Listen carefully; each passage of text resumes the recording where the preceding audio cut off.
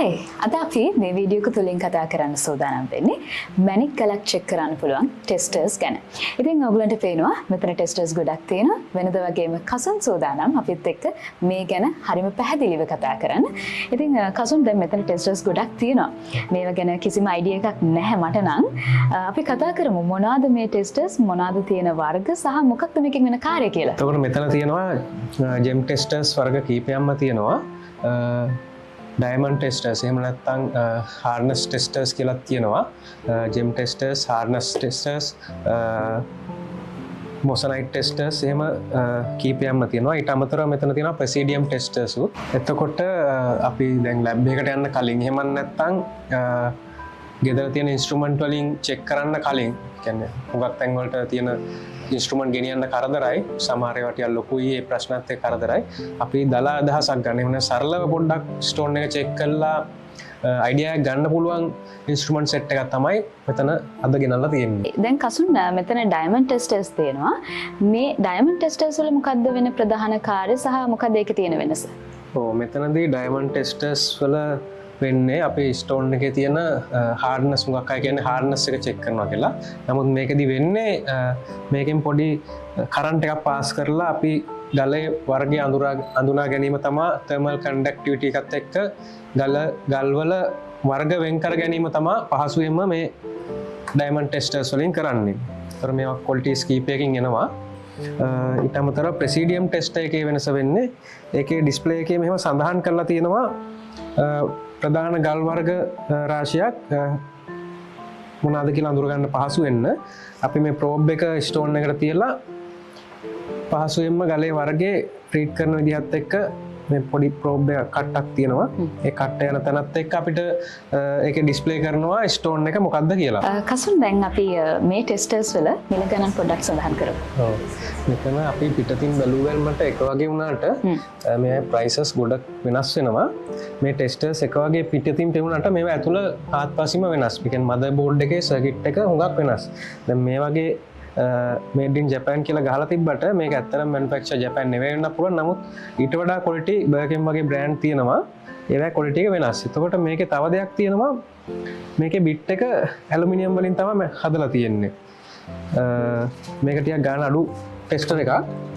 මේක තියෙනවා copper bit එක එන්නේ බර්කන් බ්‍රෑන්ඩ් එකෙන් ආපු එක. ඒකෙදි ක්වොලිටි එක වැඩි ප්‍රයිස් එක ටිකක් ඉහළයි. මිල ගණන් වශයෙන් කතා කරොත් මේක නම් දැන් අපි ගේන්නේ නැහැ. මේක රුපියල් 2000න් පල්ලෙහා වගේ මිලකට තමයි අපි කලින් සේල් කරේ. මේකේ තියෙන ඇකියුරසි එකේ අඩු වීමත් එක්ක රීඩ් කරන්නදී පොඩි වෙන ප්‍රශ්න ඉෂුස් එක්ක අපි මාරුලා තියෙනවා මේ වගේ P7 ටෙස්ටර් කියලා තියෙනවා. P7 එකේ කොපර් බිට් එන්නේ හොඳයි. එතකොට රීඩින් එකත් හොඳයි. සාමාන්‍යයෙන් රුපියල් 4000 ගණන් වල වගේ නම් ඉහළට තියෙනවා. ඒකට බර්කම් ටෙස්ටර් එකක් සාමාන්‍යයෙන් 7000 ගණන් වගේ ඉහළට තියෙනවා. ඒතකොට මෙතන තියෙන පුංචි වෙනසකුත් එක්ක ටෙස්ටර් එකක් ඇවිල්ලා මේ ටෙස්ටර් එකේ වෙනස තියෙන එකත් බර්කම් බ්‍රෑන්ඩ් එකෙන්ම ආපු එකක්. මේකේ ඔප්ෂන් එකක් විදිහට UV ලයිට් එකක් තියෙනවා. ඊට අමතරව මේකදී වෙන්නේ ඩිජිටලි තමයි අපිට ඇඩ්ජස්ට් කරගන්න තියෙන්නේ. මේ වගේ ටෙස්ටර් එකකදී කන්ට්‍රෝල් එක කරකෝලා ඕන ගන්නට හදා ඇඩ්ජස්ට් කරගන්න ඕනේ. ඇඩ්ජස්ට් කළා තමයි ස්ටෝන් එක චෙක් කරන්නේ. මේකෙදි වෙන්නේ ඔටෝ යා ඇඩ්ජස්ට් කරගෙන අපිට ඕන ගන්නට සෙට් කරගත්තාට පස්සේ ඒක ඩිෆෝල්ට් තියෙනවා. ස්ටෝන් එක චෙක් කරාට පස්සේ ආපහු කැලිබ්‍රේට් කරගන්න ඇඩ්ජස්ට් කරගන්න අවශ්‍ය වෙන්නේ නැහැ. ඊට පස්සේ ස්ටෝන් එකට දාලා හොඳින් චෙක් කරගන්න පුළුවන්.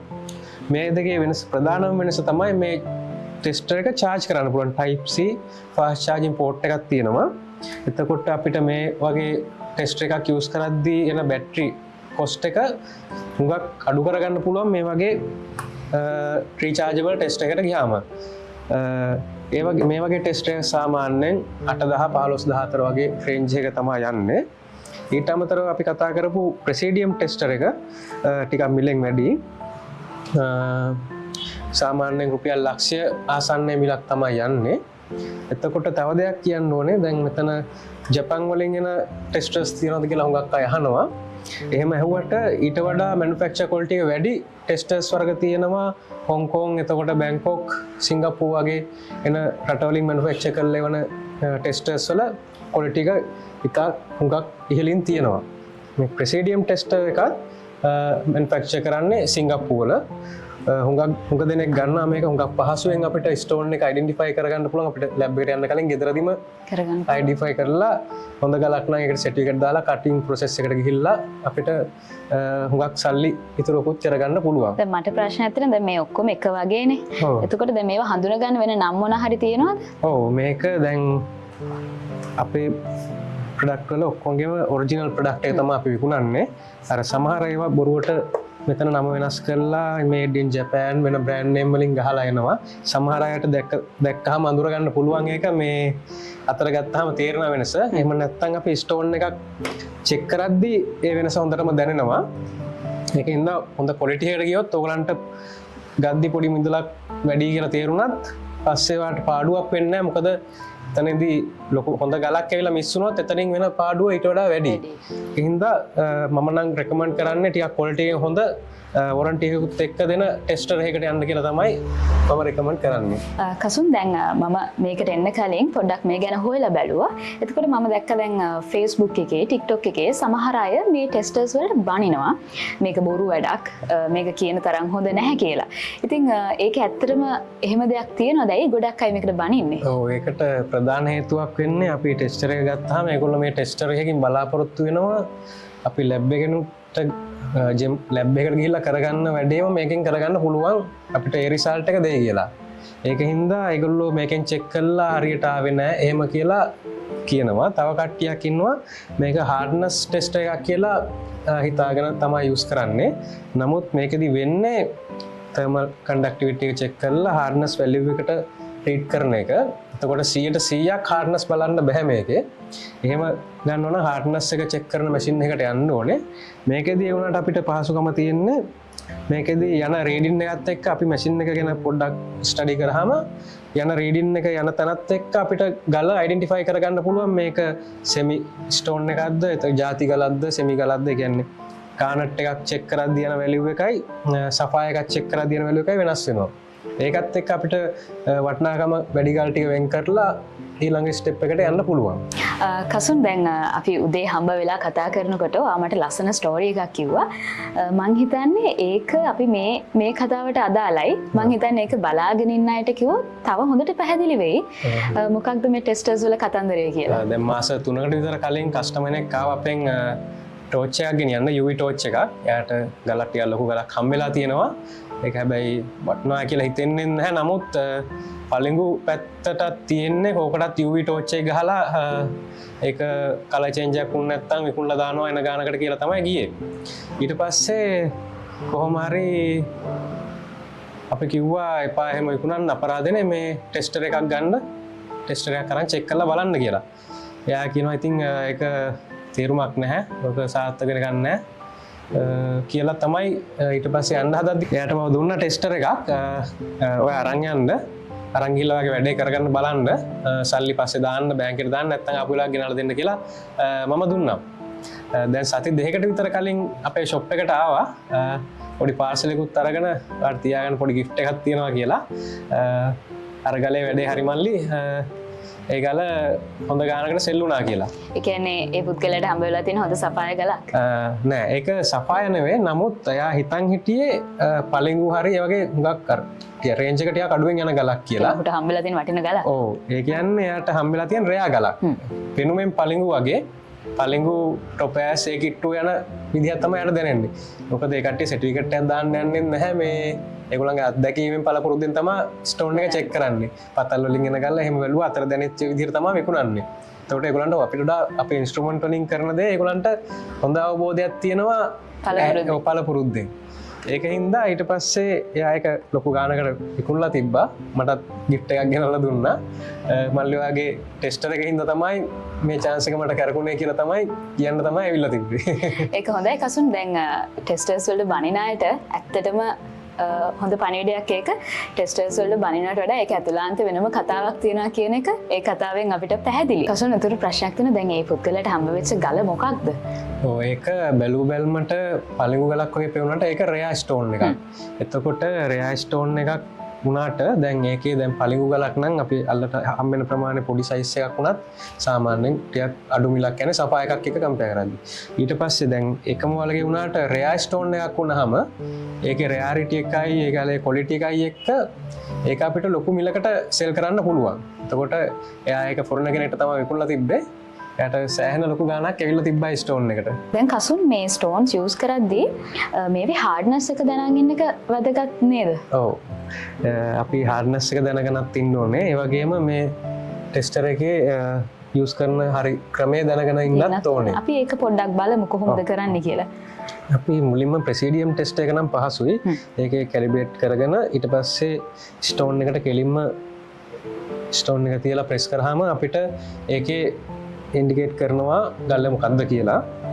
එතකොට ප්‍රධාන ගල් අපි මෙතන දැන් ලංකා ගල් වර්ග රාශියක් හම්බෙනවා. අපි සමහර එතන නැති ගලක් ආවොත් ටිකක් ඉස්සරහට යද්දී කියන්නේ හાર્ඩ්නස් ගතිය වැඩි පැත්තට තමයි තියෙන්නේ. ඒකත් එක්ක අපි අයිඩියා ගන්නවා මේක පොඩ්ඩක් සැකසහිතයි මේක පොඩ්ඩක් වැලියු එකක් තියෙනවා වෙන්න පුළුවන් කියලා හොඳ පැත්තට තමයි බර කියලා අයිඩියා එකක් ගන්නවා. මෙතන ප්‍රධාන ගල් සෙට් එකක්ම සඳහන් කරලා තියෙනවා. ඊට අමතරව ආවොත් තමයි මම එහෙම කිව්වේ. ඊට පස්සේ මේ ඩයමන්ඩ් ටෙස්ට් එහෙම නැත්නම් ජෙම් ටෙස්ට් එකක් යූස් කරද්දී මේක මුලින්ම ඔන් කරගන්න ඕනේ. මෙතන සද්දයක් එනවා ටොක් ගාලා. ඒතර මේ රීචාර්ජබල් එකේ නම් බටන් එක ප්‍රෙස් කරන්න විතරයි තියෙන්නේ.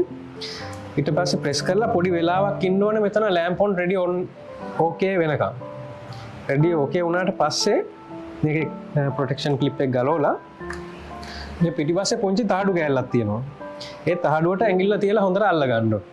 අල්ලගෙන ස්ටෝන් එක අනිත් අතට අරගෙන අපි ඇණයක් ගලවන විදිහට කියන්නේ හරි කෙලින් අංශක 90ට ස්ටෝන් එකට තියන්න. මෙහෙම ස්ටෝන් එකට තියලා ප්‍රෙස් කරන්න. ප්‍රෙස් කරාම හුඟක් හයිනුත් නෙවෙයි හිමීටත් නෙවෙයි යම් තරමකට ප්‍රෙස් කරාම ඒකේ යනවා ලයිට් බාර් එක ඉස්සරහට යනවා. ඒ යන තැනත් එක්ක අපි අයිඩෙන්ටිෆයි කරනවා මේ ගලේ ක්වොලිටි එක කොහොමද මොන වගේ ගලක්ද කියලා. එතකොට මේකේ දැන් ගානට් එකක් තිබ්බහම සාමාන්‍යයෙන් 7න් එහා පැත්තට යන්නේ නැහැ. මේ සෆා එකක් තිබ්බහම කෙරවලටම යනවා. ස්ටෝන් එකේ ඉන්ඩිකේට් කරනවා රතු කටු දෙකක්ම එනවා. සමහර විට මේක පොඩි වෙනසක් වෙන්න පුළුවන් කට්ටක් හෝ දෙකක් රතු කටු එකක් එන්න පුළුවන් දෙකක් එන්නත් පුළුවන්. මොකද එතන තියෙන ටෙම්පරේචර් එකයි ගලේ සයිස් එකත් එක්ක හරිම ක්‍රමයට නම් ඇඩ්ජස්ට් කරලා අපි ගන්න ඕනේ. ඒකත් එක්ක චූටි වෙනසක් එන්න පුළුවන්. ඒත් අපි normal දැන් මැනුෆැක්චර් දීලා තියෙනවා මේක 4ට ස්ටෑන්ඩඩ් ලංකාවට හරියන්නේ 4ට තමයි ඩිසයින් කරලා තියෙන්නේ. ඒ විදිහට ඒකින්ද ගන්න කියලා. එතකොට මේ ටෙස්ටර් එකේදී මේ මම කලින් කිව්ව ටෙස්ටර් එකේදී ඇලුමිනියම් බිට් එක එන්නේ. ඒකේදී කටු දෙකයි තියන්න කියන්නේ. එහෙම තිබ්බට මේකේ පොඩි වේරියේෂන් එකක් එනවා. තියලා තමයි චෙක් කරන්න තියෙන්නේ. මේ ටෙස්ටර් එකේදී මේක පොඩ්ඩක් ඇඩ්වාන්ස් හින්දා අපි ස්ටෝන් සයිස් එකත් එක්කත් මේක පොඩ්ඩක් ඇඩ්ජස්ට් කරගන්න ඕනේ. ඇඩ්ජස්ට් කරලා මෙතනින් අඩු වැඩි කරලා අවශ්‍ය ගානට ලයිට් බාර් එක දාගෙන අර ක්‍රමයටම මෙතනින් අත තියලා අපි අංශක 90 ඇන්ගල් එකකට ස්ටෝන් එකට තියන්න ඕනේ මෙහෙම. ඒ වගේම රෆ් කලර් චෙක් කරද්දී ප්‍රධානම කාරණා කීපයක් තියෙනවා සලකා බලන්න ඕනේ. අර කළු පාට වෙච්ච කට්ට වෙච්ච ගල් වල තියලා ලොකු තේරුමක් නැහැ. එහෙම වෙච්ච ගල් අර වැලියු එකකිනුත් අඩු වෙනවා. එහා මෙහා ට්‍රාන්ස්පරන්ට් ගතිය තියෙන ගලකට තමයි මේකෙන් චෙක් කරලා සාර්ථකත්වය තියෙන්නේ. ඒ වගේම හොඳ පැතලි වතු පිටකට මේක තියන්න ඕනේ ස්ටෝන් එකට. තව දෙයක් තමයි රෆ් ගලකදී මේ වගේ උඩ වලවල් වගේ කඩතොළු ක්‍රැක්ස් මතු පිට තියෙන්න පුළුවන්. ඒ ක්‍රැක් එකකට තියන්න එපා. මොකද ක්‍රැක් එකට තිබ්බොත් උඩ හරියට සීට් වෙන්න නැත්නම් තැන් දෙකක වදින්න පුළුවන්. එතකොට ට්‍රීට් කරන්න නැහැ. අනිත් එක තමයි ඒ පොඩි වලවල් වල යකඩාංශු වගේ දේවල් රැඳිලා තියෙන්න පුළුවන්. එතකොටත් ඒ රීඩින් එක හරියට ගන්නෙ නැහැ. ස්ටෝන් එකේ රීඩින් එක නෙමෙයි ගන්නෙ. උඩ රැඳිලා තියෙන අර යකඩාංශු හරි ඒ වෙනත් පාෂාණයක කොටස් වල රීඩින් එක තමයි ගන්නෙ. එතකොට තව දෙයක් තියෙනවා. මේක අපි ස්ටෝන් එකට තියලා පොඩි වෙලාවක් ඉන්න ඕනේ. ටෙස්ටර් එකෙන් ටෙස්ටර් එකට පොඩි වෙනස්කම් තියෙනවා. තියලා පොඩි වෙලාවක් ඉඳලා එන රීඩින් එක තමයි ගන්න ඕනේ. එතකොට මේ ටෙස්ටර් එකේ පොඩි ඇතුලෙන් ඩිජිටලි arrange වෙන හින්දා පොඩි මේකට වඩා තප්පර සුළු තප්පර ගානක වෙනසකුත් එක්ක තමයි මේකේ ඉන්ඩිකේට් කරන්නේ ගල මොකක්ද කියලා. එතකොට තව ප්‍රධාන දෙයක් තියෙනවා. අපි චෙක් කරන ගලේ වතුර තියෙන්න පුළුවන්. එහෙම නැත්නම් අපි අතින් අල්ලන් ඉඳලා පොඩි දාඩිය ගතියක් තියෙන්න පුළුවන්.